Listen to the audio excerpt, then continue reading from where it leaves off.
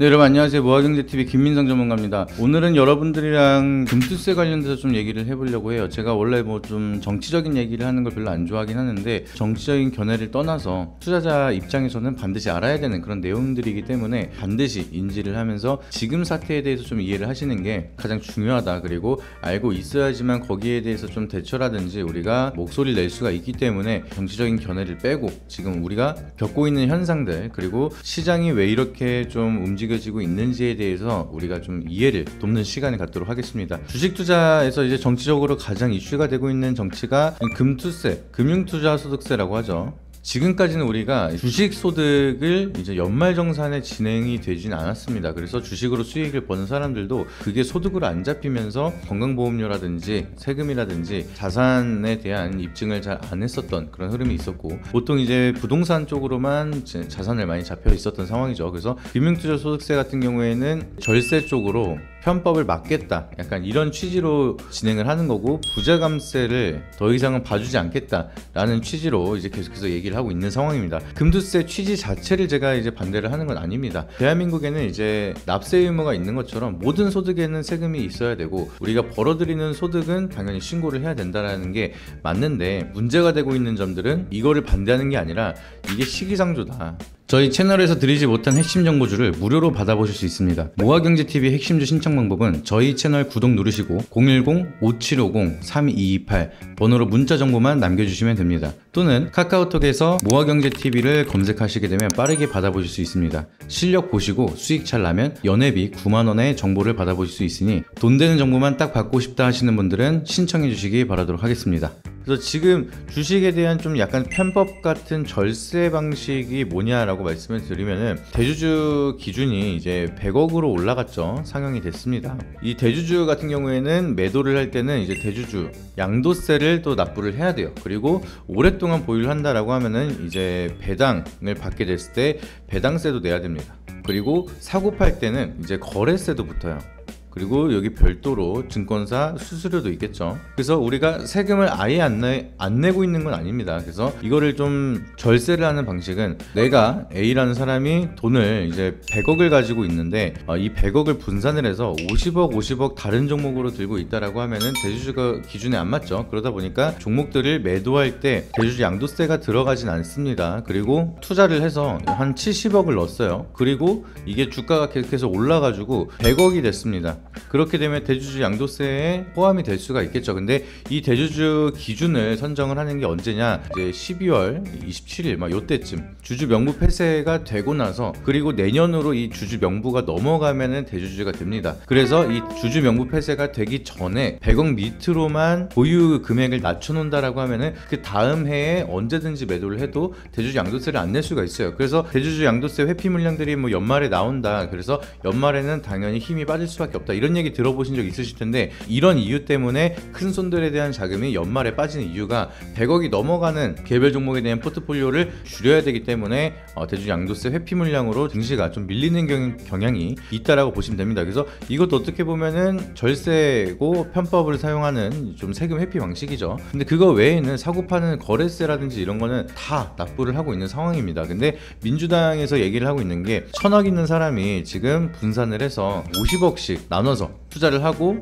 1년 동안 100억 정도에 대한 수익을 냈다고 쳐요. 그러면은 대주주 양도세도 완화가 됐으니까 이것도 세금을 안 내고, 지금 사고 팔면서 거래했던 내역들, 배당을 오랫동안 보유해가지고 기업에서 배당 지급을 하는 게 아니라 그냥 우리가 사고 팔아서 트레이딩하는 그런 수익 같은 경우에는 세금 부과가 안 됩니다. 거래세 말고는. 그래서 연말정산에 포함이 안 되니까 이 사람은 소득이 연 100억을 벌었어도 여기에 대한 세금을 내지 않으니까 이거는 부자감세다, 이렇게 얘기를 하고 있는 겁니다. 우리가 좀 중요하게 생각을 하는 거는, 이러한 좀 방식으로 계속해서 밀어붙이게 된다라고 하면은 부자들만 피해를 보는 게 아니라 부자들로 인해서 주가가 상승했었던 종목들이 있죠. 큰 손들이 끌어올리는 그런 종목들이 분명히 있을 거고, 증시에 대한 유동성 자금들의 큰 역할을 하고 있는데, 우리가 파레토의 법칙처럼 대부분의 부의 축척은 100% 이렇게 시장이 있다. 근데 여기에 부의 대부분을 가지고 있는 게 상위 20%가 모든 부를 가지고 있고, 나머지 사람들이 80%가 나머지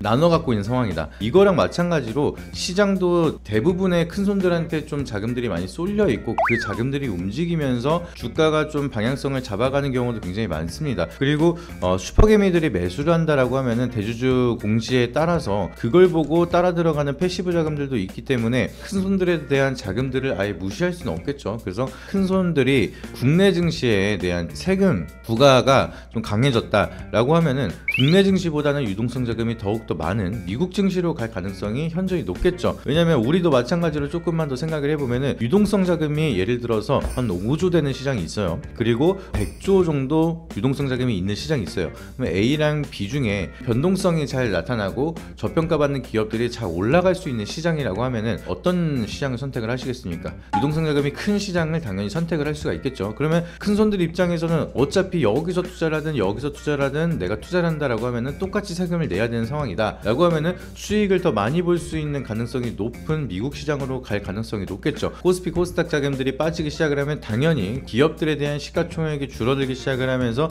지수도 떨어지고 종목들도 떨어지고 잘 안 올라가는 재미없는 장세가 이어질 수밖에 없겠죠. 그렇게 되면은 큰 손들만 피해를 보는 게 아니라 큰 손들은 뭐 이래저래 뭐 세금을 피할 수 있는 방법들은 굉장히 많습니다. 1인 법인을 설립을 해서 그 법인을 통해서 개인 기관이 돼가지고 투자를 하면서 좀 세금들을 피하는 그런 방식을 선택을 하기도 할 거고요. 미국 증시로 떠나가면서 리스크 헤지를 하는 포트폴리오를 당연히 축소를 하면서 큰 시장으로 넘어가고 국내 증시를 줄여가는 그런 방식이 나타날 겁니다. 그러면은 국내 증시에 남아있는 개인 투자자들은 아무래도 수익을 볼 수 있는 환경조차 안 좋아지기 시작을 하고 좀 수익을 보기가 어려워질 수밖에 없겠죠. 우리는 그나마 이제 고래 등에 타서 수익을 따라가는 그런 새우들이었는데 이 고래조차 없어지니까 우리는 멀리 나갈 수가 있는 가능성 자체가 없어지는 겁니다. 그래서 이 부분을 좀 문제를 삼아서 금투세 자체를 좀 유예를 시켜달라고 얘기를 하고 있는 거고, 지금 증권사 CEO들에 대한 입장들 나왔습니다. 지금 2년 동안 시간을 유예를 했는데 기재부가 그 2년이라는 시간 동안 뭔가 확정을 지어서 이걸 준비해라, 여기에 대한 기준점을 정하겠다라고 얘기를 한 게 아무것도 없기 때문에 사실상 증권사도 그렇고 정부도 그렇고 손을 놓고 있었던 상황입니다. 근데 갑자기 이제 6개월밖에 안 남은 상황에서 금투세를 시행한다라고 하면은 시스템을 다 갈아 엎어야겠죠. 근데 그 시스템을 구축하는 시간이 너무나 부족하다, 가능하지가 않다. 그렇기 때문에 유예를 해달라고 증권사 CEO들도 직접적으로 이렇게 얘기를 하고 있는 상황입니다. 증권사들도 그렇고 개인 투자자들, 큰 손들도 그렇고 모두가 반대하고 있는 정책이 바로 금투세인데, 결국에는 지금 공약을 했던 내용이 결국에는 금투세를 도입을 해서 부자 감세를 없애겠다, 뭐 이게 정치 공약이 있었죠. 그래서 그 부분에 대한 약속을 지켜야지만 좀 대선에 대한 민심이 살아날 수 있을까, 약간 이런 눈치를 보면서 강력하게 좀 밀고 가야겠다라고 얘기가 지속적으로 나오고 있는데, 사실상 이거를 진행을 한다라고 하면 투자자들에 대한 좀 표심 자체가 좀 안 좋아질 수가 있고, 국내 투자자가 1,400만 명이라고 하는데 이 400만 명에 대한 표를 아예 무시할 수는 없기 때문에 요새 들어서는 약간 좀 신중론이 나오고 있긴 하지만 명확하게 결과가 나오기 전까지는 시장에 대한 유동성이 크게 살아나기에는 사실상 지금은 어려운 상황이다라고 보시면 될 것 같습니다. 그래서 내년에 한 6개월 뒤부터 금투세가 시행한다라고 하면은 개인들, 큰손들이 시장에 빠져나갈 수가 있으니까 기관들은 이미 미리 코스닥, 변동성이 큰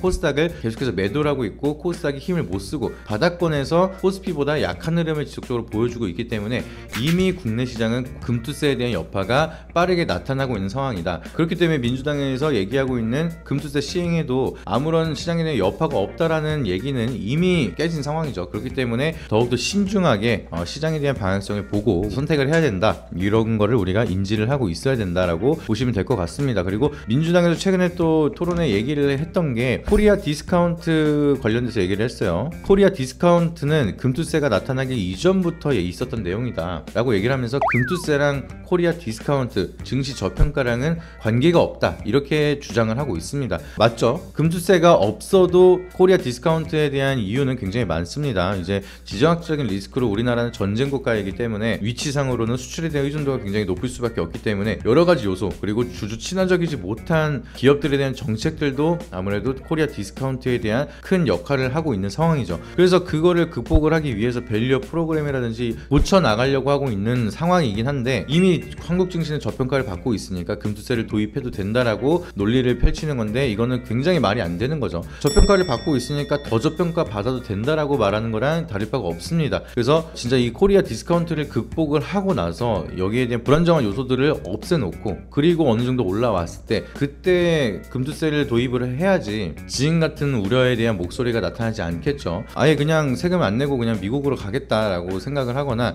아니면 주식 투자를 안 하겠다라고 떠나거나 포트폴리오를 축소를 하겠다라고 하는 사람이 10명 중에 6명이라고 하는 많은 사람들이 같은 생각을 하고 있는 상황입니다. 그렇기 때문에 금투세를 도입을 해서 오히려 세수가 꺾일 가능성도 있고요. 지금도 저평가를 받고 있는데 이 부분을 해소를 하지 않고 진행을 하기 때문에 지금은 우리가 시기상조다라고 얘기를 계속해서 하고 있는 상황입니다. 그래서 요약을 해드리면은 금투세, 이제 세수부족, 부자감세 이 두 가지에 대한 이유로 이제 세금을 부과하겠다라고 얘기를 하고 있고요. 반대 입장을 또 정리해 드리면은 지금 너무 시기상조다라고 얘기를 하고 있는 겁니다. 이거 자체 금투세 자체를 반대하는 사람들은 거의 없을 거라고 생각을 하고 있어요. 대부분 투자자들은. 근데 시기상조기 때문에 이제 반대를 하고 있는 거고 이 시기상조의 이유는 이제 큰 손들에 대한 자금 이탈 그리고 기관들에 대한 코스닥 매도세 그러면 유동성에 대한 축소 그걸로 인한 코리아 디스카운트 좀 격화 이 문제점 때문에 지금 계속해서 반대를 얘기를 하고 있는 상황이다라고 기억을 하시면 되겠습니다. 그래서 제가 한 가지 또 말씀을 드리고 싶은 게 이번에 금투세 반대 청원 1,400만 명이라고 하는 투자자들 중에서 6만 9천 명만 동의를 했죠, 사실상. 그러면은 지금 1,400만 명 중에 7만 명 정도만 반대를 하고 있으니까 나머지는 신경을 안 쓰니까 밀어붙여도 되겠다라고 생각을 할 수도 있겠죠. 그래서 여러분들이 무슨 피켓 들고 시위를 해라 이렇게 말씀을 드리는 게 아니라 이 사태에 대해서 인지를 하시고 청원 같은 게 올라왔을 때는 진짜 1분이면 되잖아요. 핸드폰 인증 한 번만 하시면은 충분히 할 수 있는 건데 몰라서 안 했다. 귀찮아서 안 했다. 나는 5천만 원에 대한 수익과는 상관이 없어서 안 했다. 라고 좀 생각을 하시면서 그냥 넘겨주십시 마시고 진짜 100만 원 투자자도 있고 1000만 원 투자자도 있고 10만 원 투자자도 있지만 이 사람들 모두가 피해를 보는 환경이 될 수밖에 없습니다. 그렇기 때문에 오히려 그냥 국내 증시에 대한 좀 모멘텀을 잘 살려서 시장에 대한 유동성을 더 높여가고 시장이 좀 저평가받는 구간을 벗어난다라고 하면은 우리가 다 같이 잘 벌 수가 있고 다 같이 잘 벌면 기분 좋게 다 같이 세금을 내는 그런 시대가 올 수가 있으니까 이 부분을 인지하시고 좀 시장에 대한 활성화를 할 수 있게끔 우리가 잘 기억을 하시기를 바라도록 하겠습니다. 왜 반대를 해야 되는지 그냥 금투세 자체를 존재 자체를 반대를 하는 게 아니라 지금 왜 시기상존지를 정확히 인지를 하셔야지만 우리가 반대에 합리적인 목소리를 낼 수가 있다.